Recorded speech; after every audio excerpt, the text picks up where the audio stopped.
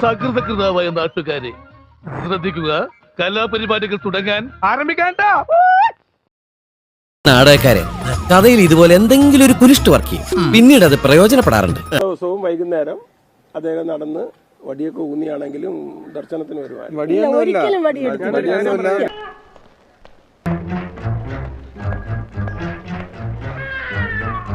വേണ്ടി അച്ഛൻ പൂജകളെല്ലാം കഴിഞ്ഞതിന് ശേഷമാണ് സമാധിയിലേക്ക് എത്തുന്നത്. ഇതൊന്ന് തെളിയിക്കാൻ എന്താ വഴി? ഒരു കുറവില്ല. കാരണം കൃത്യമായിട്ട് ഭക്ഷണാഹാരം, മരുന്ന് ഇതെല്ലാം കറക്റ്റാ.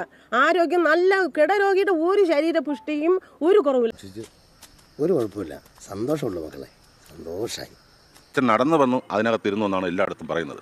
പക്ഷേ നടക്കാനുള്ള സാധ്യതയില്ല. കാരണം 2 വർഷമായിട്ട് ഇയാൾ കിടപ്പ് രോഗിയാണ്. ഇത് വലിയ കുരിശായല്ലോ. അവയുടെ കുരിശ് തന്നെയാണ്. അതേ തൊട്ട് കളിച്ചാൽ ഗീവർഗീസ് പുണ്യാളാണ്. ഞങ്ങള് ത്യാഗം സഹിച്ച്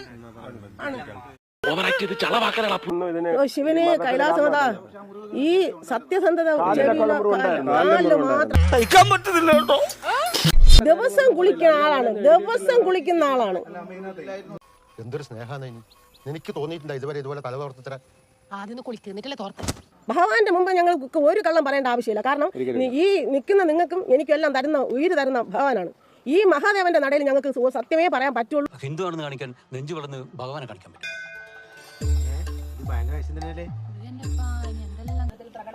ഓ കഷ്ടം കൈലാസം. ഒരു കാര്യം പറഞ്ഞുതരാം. ഇതിലിപ്പോ എല്ലാവരും ഈശ്വര ആലോചിച്ചിട്ട് രക്തം പിടിയും കിട്ടുന്നില്ല. ഭക്തി മാർഗത്തിലുള്ളതാണ് സമാധി. എത്ര വർഷം കൊണ്ട് അച്ഛൻ ഈ സന്യാസ ജീവിതത്തിലേക്ക് പോയിക്കൊണ്ടിരിക്കുന്നതാണ്. അവർക്ക് മാത്രമേ ഈ സമാധി എന്ന് പറയുന്നത് ആകാൻ സാധ്യതയുള്ളൂ. പക്ഷേ മുകളിലുള്ള ഒരാളാണ്. അല്ല, മുകളിൽ ആരാണ്? അല്ല, എല്ലാത്തിന്റെ ഒരു പ്രപഞ്ചത്തിലൊരു ശക്തി എന്ന് പറയുന്ന ഒരു സംഭവം ഉണ്ട്. ഒന്നും പറഞ്ഞാൽ മനസ്സിലാവില്ല. ഹിന്ദു ധർമ്മം, സനാതന ധർമ്മം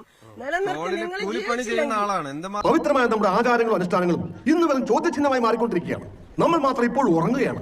എനിക്ക് നിങ്ങളോട് ഒന്നേ പറയാനുള്ളൂ, ഉണരൂ, ഉണരൂ, ഉണരൂ.